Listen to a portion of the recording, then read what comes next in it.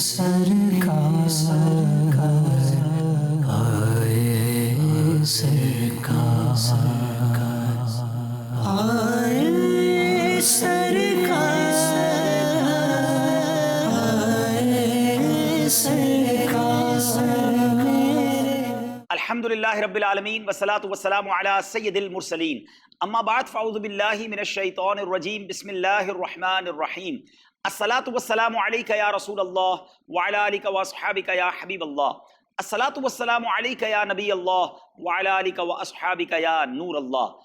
پیارے پیارے اسلامی بھائیوں اور مدنی چینل کے ناظرین، پروگرام ہے سیرت آخری نبی۔ الحمدللہ عز و جل ہمارے ساتھ ہے قبلہ مفتی علی اصغر صاحب، اور ساتھ ساتھ ماشاءاللہ بڑے ہی پیارے مدنی چینل کے نعت خواں بھی موجود ہیں۔ اور آج ہمارا جو موضوع ہے، ایک ایسا دن جو تاریخ اسلام کا یادگار دن ہے، جس کو یوم الفرقان کہا جاتا ہے۔ مفتی صاحب کے مدنی پھول ہوں گے اور انشاءاللہ ہم نبی پاک کی سیرت کا یہ تابناک واقعہ آج انہی کی زبانی سنیں گے۔ آئیے ناظرین اب چلتے ہیں نعت شریف کی طرف۔ صبح طیبہ میں ہوئی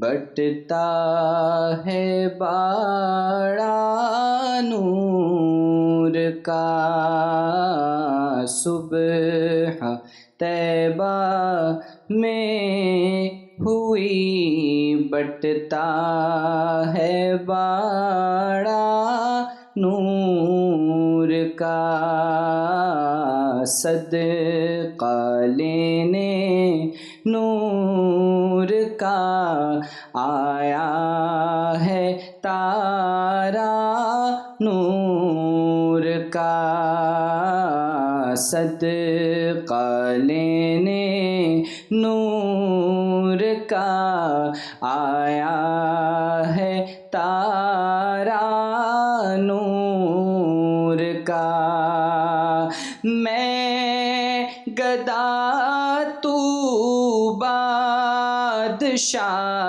بھر دے پیالہ نور کا،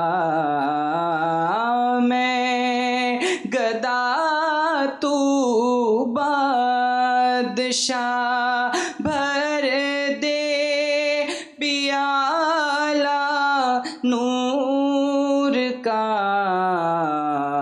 نور دن دونا تیرا دے ڈال صدقہ نور کا، نور دن دونا تیرا دے ڈال صدقہ نور کا، تیری نسل پاک میں ہے بچہ بچہ نور کا، تیری نسل پاک میں ہے بچہ بچہ نور کا، تو ہے عین نور تیرا سب گرانہ نور کا، تو ہے عین نور تیرا سب گرانہ نور کا، چاند جھک جاتا جدھر انگلی اٹھاتے مغد میں، چاند جھک جاتا جدھر انگلی اٹھاتے مہد میں، کیا ہی چلتا تھا اشاروں پر کھلونا نور کا، کیا ہی چلتا تھا اشاروں پر کھلونا نور کا، اے رضا یہ احمد نوری کا فیض نور ہے، رضا یہ احمد نوری کا فیض نور ہے، رضا یہ احمد نوری کا فیض نور ہے، کہ ہو گئی میری غزل بڑھ کر قصیدہ نور کا، ہو گئی میری غزل بڑھ کر قصیدہ نور کا، صبح طیبہ میں ہوئی بٹتا ہے باڑا نور کا، صدقہ لینے نور کا آیا ہے تارا نور کا۔ سبحان اللہ سبحان اللہ۔ ناظرین، نبی پاک کی سیرت کا یوں تو ہر واقعہ یادگار ہے، جی ہاں آج غزوہ بدر کی بات ہوگی۔ قربانی کی ایک عجب داستان ہے، اور کیا کچھ اس واقعے میں ہوا اور مسلمانوں کی کیسے غیبی امداد کی گئی، بہت کچھ آج جانیں گے۔ ایک بار پھر مفتی صاحب کو مرحبا کہتے ہیں، شکریہ ادا کریں گے آپ کا۔ حضور نبی پاک علیہ الصلوۃ والسلام کی سیرت پر ہم یہ سلسلہ مرحلہ وار کرتے جا رہے ہیں۔ غزوہ بدر، اور بھی زندگی میں نبی پاک علیہ الصلوۃ والسلام کے بہت سارے غزوے ہوئے، بہت ساری اسلامی تاریخ میں جنگیں ہوئیں، مگر جو یوں مقام اور مرتبہ غزوہ بدر کو حاصل ہے، پہلے تو میں چاہوں گا کہ اس کی وجہ بیان کریں کہ کیوں غزوہ بدر کو ایک الگ ہی مقام حاصل ہے۔ الحمدللہ رب العالمین والصلاة والسلام علی سید الانبیاء والمرسلین، اما بعد فاعوذ باللہ من الشیطان الرجیم، بسم اللہ الرحمن الرحیم۔ دیکھیے حقیقت حال تو اللہ تعالیٰ بہتر جانتا ہے، کیا ایسی خصوصیت اس کے اندر ہے، اس بات میں تو کوئی شک نہیں کہ اصحاب رسول میں سے اصحاب بدر سب سے افضل ہیں، جو بدر کے معرکے میں شریک ہوئے۔ اس واقعے کو قرآن مجید فرقان حمید نے کئی جگہ پر بیان فرمایا، بدر کا نام لے کر بیان فرمایا۔ سورہ انفال پوری کی پوری سورت جو ہے غزوہ بدر کے گرد گھومتی ہے۔ اس واقعے کے جو نقش تھے وہ رہتی دنیا تک باقی رہیں گے۔ لیکن عربی کا ایک محاورہ ہے الفضل للمتقدم، کہ جو چیز پہلے واقع ہوتی ہے اس کو ایک خاص فضیلت حاصل ہوتی ہے۔ یوم فرقان کہنے کی وجہ یہ ہے کہ حق و باطل کے درمیان ایک بڑا واقعہ تھا۔ نبی اکرم علیہ الصلوۃ والسلام نے اس واقعے کے موقع پر اللہ تعالیٰ کی بارگاہ میں جو دعا کی، وہ دعا یہ تھی کہ اے اللہ، اگر آج تو نے ہماری مدد نہ کی تو روئے زمین پر تیری عبادت کرنے والا کوئی موجود نہ ہوگا۔ اللہ اکبر۔ یعنی اگر مسلمان اس دن فنا ہو جاتے، ختم ہو جاتے، تو نقشہ ہی کچھ اور ہوتا۔ ایک تو فرقان کہنے کی یہ وجہ، دوسری یہ وجہ کہ مسلمان غالب آئے، کفار اور مسلمانوں کے درمیان فرق ہو گیا، تیسری وجہ یہ کہ منافقین اور مسلمانوں کے درمیان امتیاز ہوا کہ وہ ہیلے بہانے کرتے رہے اور شامل نہیں ہوئے۔ کچھ وہ تھے جن کو پیارے آقا علیہ السلام نے رخصت عطا فرمائی، جیسے حضرت عثمان غنی رضی اللہ تعالیٰ عنہ اپنی زوجہ کی بیماری کی وجہ سے تشریف نہیں لا سکے۔ تو یہ یوم فرقان ہے بلا شبہ، اور اس کی خصوصیت کا اندازہ لگا لیں کہ جو غزوہ بدر میں شریک ہوئے وہ صحابہ سب سے افضل، اللہ اکبر۔ یہاں تک کہ جو ہتھیار غزوہ بدر میں استعمال کیے گئے وہ بطور تبرک صحابہ کرام اپنے پاس رکھا کرتے۔ اللہ اکبر۔ یعنی بدر کے میدان میں جو ہتھیار استعمال ہوئے ان کی اہمیت اتنی زیادہ تھی اور ان سے محبت صحابہ کو اتنی زیادہ ہوا کرتی سبحان تھی۔ اللہ سبحان اللہ۔ ناظرین ذرا سوچئے یہ کیسا مارکا تھا، اور پھر رہتی دنیا تک واقعی اس کے نقش باقی ہیں، اور وہ دن اللہ کریم نے وہ مدد فرمائی مسلمانوں کی، اور ایک ایسا روب طاری ہو گیا کفار پر۔ حضور ہم یہاں آپ سے یہ بھی جاننا چاہیں گے کہ اس کا پس منظر کیا تھا؟ بدر ظاہر ہے نہ مکے میں ہے نہ مدینے میں، ایک الگ مقام ہے، تو یہ کیوں وہاں پر جا کر یہ مارکا ہوا؟ مختصراً اگر اس کا پس منظر بھی بیان اور ہو جائے۔ تقریباً درمیان میں بالکل درمیان میں۔ درمیان میں اور جو پرانا راستہ تھا، آج کل تو جو لوگ جاتے ہیں وہ ایک نئے راستے سے جاتے ہیں، اور اس نئے راستے کو جو ہے وہ ہجرت روٹ کہا جاتا ہے ٹھیک ہے۔ کہ ہجرت کے قریبی قریب راستوں سے گزرتا ہے وہ۔ لیکن جو پرانا راستہ ہوا کرتا تھا وہ تو بدر سے ہی ظاہر جایا کرتے تھے، اب تو کافی پہلے جاتے رہے ہیں۔ جی جی الحمدللہ، بدر کے راستے پر بھی مدینہ شریف جانے کا موقع ملا، اور اب تو زیارت کرنی ہوتی ہے تو پھر مدینہ شریف یا مکہ شریف سے بدر جانا پڑتا ہے ماشاءاللہ۔ دیکھیے ہمیں سامنے رکھنا ہوگا کہ نبی اکرم علیہ السلام نے جب اعلان نبوت فرمایا، اعلان نبوت فرمانے سے پہلے آپ صادق و امین ہیں، اہل قریش مانتے ہیں، آپ پر اعتماد کرتے ہیں، آپ کے پاس اپنی امانتیں رکھتے ہیں، کسی طرح بھی آپ کو خائن نہیں سمجھتے، برا نہیں سمجھتے۔ لیکن اعلان نبوت کے بعد جن کے دلوں میں اناد تھا اور کفر کی آندیاں چل رہی تھیں، تو انہوں نے آپ کی مخالفت کرنا شروع کر دی۔ ٹھیک ہے۔ اب ان کے سامنے ایک پہاڑ تھا کہ جناب اگر ان کی بات سچ مان لی جائے تو ہم جس کو صحیح کہتے رہے اس کا کیا ہوگا؟ یہی اناد تھا، حق واضح تھا، معجزات ظاہر تھے، پھر بھی اسلام قبول نہیں کیا۔ اللہ اکبر۔ آپ کو عبادت کرنے نہیں دی، نمازیں پڑھنے نہیں دی گئیں، مسجد الحرام شریف میں مسلمان کچھ بھی آزادانہ طور پر نہیں کر سکتے تھے، بالآخر آپ نے ہجرت فرمائی۔ اب ان کے دلوں میں بے چینی تھی جو اہل مکہ تھے کہ یہ قافلہ کیوں چلا گیا مدینہ منورہ؟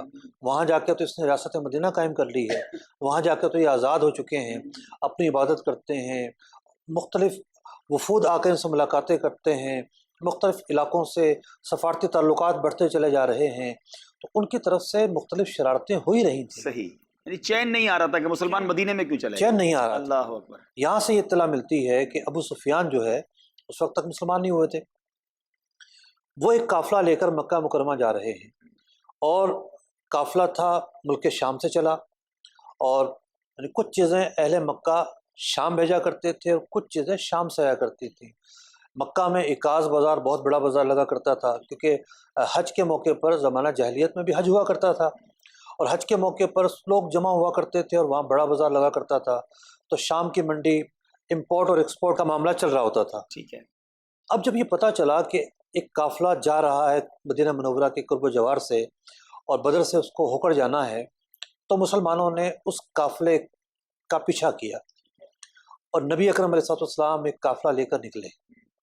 وہاں سے پتہ یہ چلا کہ وہ قافلہ نکل گیا۔ ٹھیک ہے۔ 2 افراد ملے، مسلمانوں نے ان کے احوال معلوم کیے کہ اہل مکہ کیا کر رہے ہیں، کیا سوچ رہے ہیں، کیا ان کے عزائم ہیں۔ انہوں نے کہا کہ وہ تو قافلہ لے کر جنگ کرنے کے لیے نکل پڑے ہیں، اللہ اکبر۔ یہاں تک کہ عورتیں بچے ساتھ ہیں، جانور ساتھ ہیں۔ ان کا یہ خیال تھا کہ بدر میں بھی ایک بازار لگا کرتا تھا کہ ہم اس بازار میں جائیں گے، خرید و فروخت کریں گے، مسلمانوں کو مارنا تو 1 منٹ کی بات ہے، تعداد ہی تھوڑی سی ہے۔ ہم تو ہزاروں ہیں، وہ سینکڑوں میں آئیں گے، کوئی مسئلہ ہی نہیں ہے۔ اس لیے وہ بچوں کو، عورتوں کو، جانوروں کو ساتھ لے کر نکلے۔ یہاں سے نبی اکرم علیہ السلام کو جب اطلاع ملتی ہے تو آپ علیہ السلام بدر کی طرف اپنے قافلے کا رخ کرتے ہیں، اور اہل مکہ پہلے سے ہی پہنچ چکے تھے، پہلے سے پہنچ اچھا وہ پہلے پہنچ گئے تھے۔ پہلے سے پہنچ گئے۔ ٹھیک ہے۔ اب ہوتا یہ ہے کہ جنگی دنیا کے اندر جو پہلے پہنچتا ہے وہ بہتر دفاعی پوزیشن اختیار کرتا ہے، بڑی زبردست لوکیشنز انہوں نے قابو کر لی۔ لوکیشن قابو کر لی ٹھیک ہے۔ انہوں نے۔ اور ریگستان کے اندر سب سے بڑی لوکیشن تو وہ ہوتی ہے جہاں پانی ہو، کنویں پر قبضہ کر لیا انہوں نے۔ جہاں چٹیل میدان تھا، ریت نہیں تھا، وہاں وہ قابض ہو گئے۔ اللہ اکبر۔ مسلمان جب آئے تو پانی نہیں، اللہ اکبر۔ ریت کا یہ عالم کے پاؤں رکھتے تھے تو دھنس جایا کرتے تھے۔ اب مسلمان پریشانی میں، اور وسوسے بھی آئیں، بے سر و سامانی ہے، اللہ اکبر۔ افراد کم ہیں، سواریاں کم ہیں، ہتھیار کم ہیں، اور سامنے زیادہ لوگ ہیں۔ زیادہ لوگ ہیں، بہتر پوزیشن ہے۔ اللہ اکبر۔ تو قرآن مجید فقان حمید نے سورہ آل عمران میں کیا ارشاد فرمایا؟ اللہ رب العزت ارشاد فرماتا ہے وَلَقَدْ نَصَرَكُمُ اللَّهُ بِبَدْرٍ، اللہ تعالیٰ نے بدر کے میدان میں تمہاری مدد فرمائی، وَأَنْتُمْ أَذِلَّةٌ، تم بے سر و سامان تھے، کمزور دفاعی پوزیشن میں تھے۔ تو اللہ رب العزت نے یہاں بدر کا ذکر کیا، اور پھر سورہ انفال کی مختلف آیات میں بدر کے واقعات کو بیان کیا گیا ہے۔ آیت نمبر 11 میں چاہوں گا کہ اس کی تلاوت اور ترجمہ ہمارے ناظرین سنیں، پھر اس کے تحت کچھ نکات بیان کرتے ہیں۔ ماشاءاللہ۔ آئیے ناظرین، مفتی صاحب نے جس آیت کا ذکر کیا وہ آیت کی تلاوت اور اس کا ترجمہ سنتے ہیں۔ اذ یغشیکم النعاس امنة منه وینزل علیکم من السماء ماء ليطهركم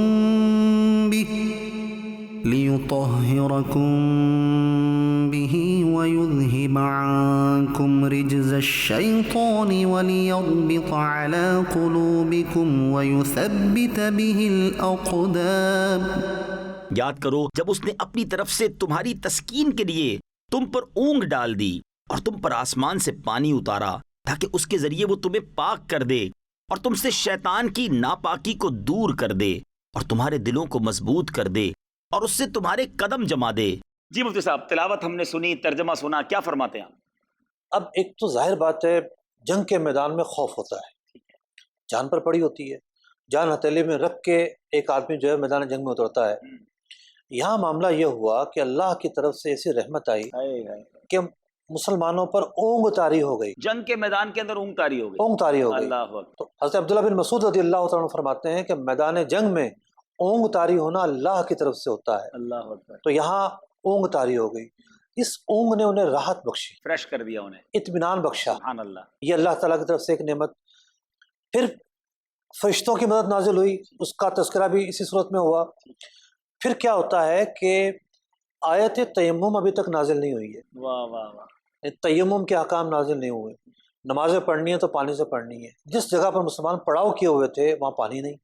اب نمازوں کا وقت آیا چاہتا ہے، اب شیطان وسوسے ڈال رہا ہے، تم یہ کیا اللہ کی راہ میں نکلے ہو کہ نمازیں تک کیا ناپاکی کی حالت میں پڑھو گے، کیا بے وضو پڑھو گے؟ تو اللہ رب العزت نے بارش نازل فرمائی، زمین پکی ہو گئی، زمین پکی ہو گئی۔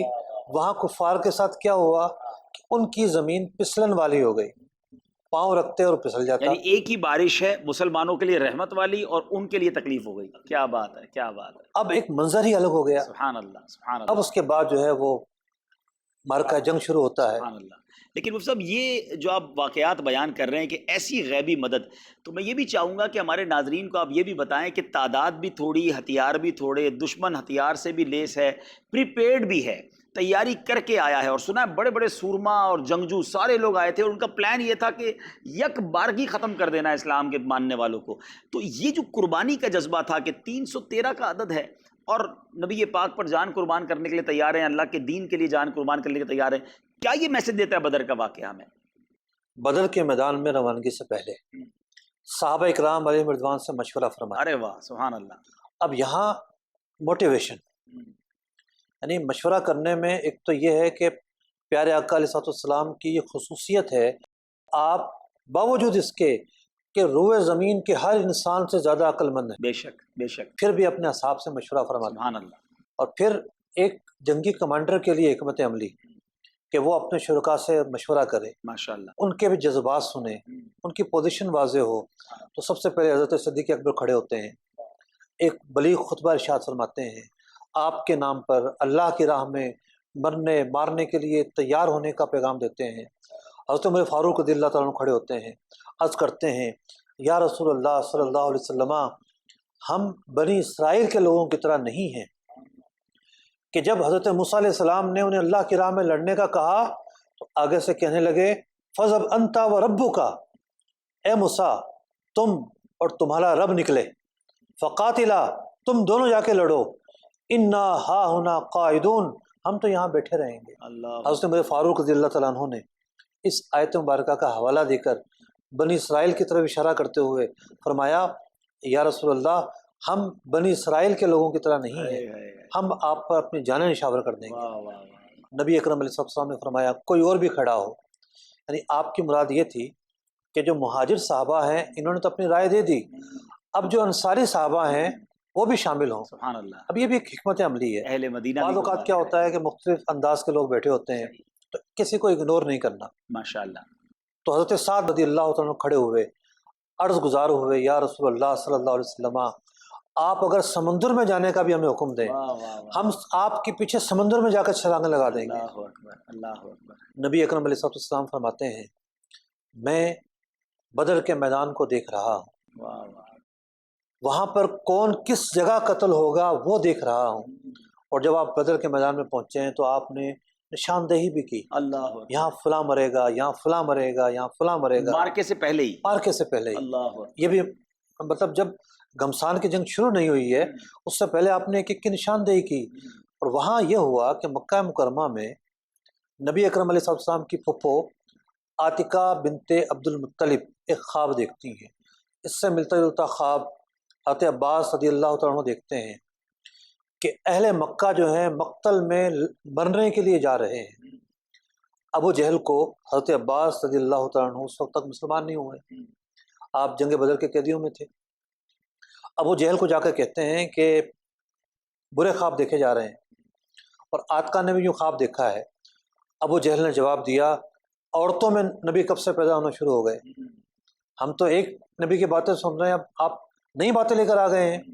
لیکن حقیقت یہی تھی کہ رؤسائے مکہ، کفار کے جو سرداران تھے، یہ مقتل کی طرف بڑھ رہے تھے، قتل ہونے کی طرف بڑھ رہے تھے، اور پھر مارکا گرم ہوتا ہے. سب سے پہلے 3 سردار سامنے کیے جاتے ہیں، عتبہ، اس کا بھائی شیبہ، اس کا بیٹا ولید. اہل مکہ کی طرف سے سامنے آتے ہیں کہ 2 بدوں کی لڑائی ہو.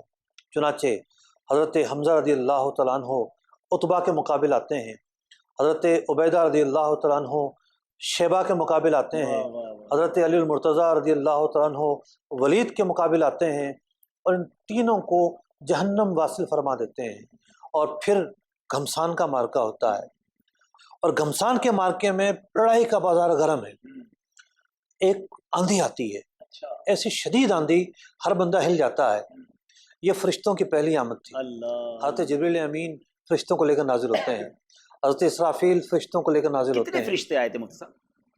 اللہ رب العزت نے ارشاد فرمایا کہ 1000 فرشتوں کے ذریعے اس نے مدد کی. ٹھیک ہے. پھر تعداد بڑھا دی گئی، واہ واہ واہ. 3000 ہو گئے. اچھا. پھر تعداد بڑھا دی گئی، 5000 ہو گئے. اللہ. 5000 فرشتوں کے ذریعے مدد کی گئی. انہوں نے عملاً جنگ میں حصہ لیا. اچھا. صحابہ فرماتے ہیں ہم تلوار آگے کرتے تھے، دشمن کی گردن الگ ہو جایا کرتی تھی. اللہ اکبر. یعنی ان سے پہلے ہی فرشتے جو وہ کام کر دیتے تھے، کام کر دیا کرتے تھے. تو یہ غیبی مدد. کیا بات. یہ مسلمانوں کو ایک پیغام تھا جی. کہ تم حق پر ہو، اللہ تعالیٰ کی مدد نصرت تمہارے ساتھ ہے. تمہارے کمزور ہونے کے باوجود، عددی اعتبار سے کمی کے باوجود، ہتھیار نہ ہونے کے باوجود، چونکہ تم حق پر ہو، اللہ تعالیٰ تمہیں غالب رکھے گا. ماشاء اللہ، کیا شاندار واقعہ ہے. بہت جی چاہتا ہے کہ اس واقعے کو مزید ڈیٹیل سے بیان کیا جائے، لیکن ناظرین پروگرام کا وقت مختصر ہوتا ہے. میں یہاں ایک بات ضرور عرض کروں گا کہ ہم جو بھی آپ کے سامنے ڈسکس کرتے ہیں کسی بھی ٹاپک کو، یہ ڈیٹیلڈ ہوتا ہے، اس کو اور بھی تفصیل سے آپ کو پڑھنا چاہیے. ہم نے پچھلے پروگرام میں بھی ایک کتاب آپ کو سجیسٹ کی تھی، ایک بار پھر میں کتاب کو سجیسٹ کر دیتا ہوں. سیرت مصطفیٰ کتاب ہے. آپ ویب سائٹ آپ کے سامنے، یہاں سے فری ڈاؤن لوڈ کر سکتے ہیں، آپ کسی بھی مکتبے سے حاصل بھی اس کو کر سکتے ہیں. مفتی صاحب، میں چاہوں گا کہ ہمارے پروگرام کا وقت اینڈنگ پر ہے. مارکہ بدر، بہت سارے اس کے ڈیٹیل واقعات ہیں، مگر جب فرشتوں کی مدد آتی ہے تو یک طرفہ گویا مسلمانوں کو پھر فتح نصیب ہوتی ہے. مفتی صاحب یہ بتائیے کہ سب سے بڑا دشمن اس امت کا فرعون، جس کو ابو جہل کہا گیا، مارکہ بدر میں فرشتوں کی فوج آئی، مسلمانوں کو شاندار فتح ملی، اس کا کیا بنا ابو جہل کا؟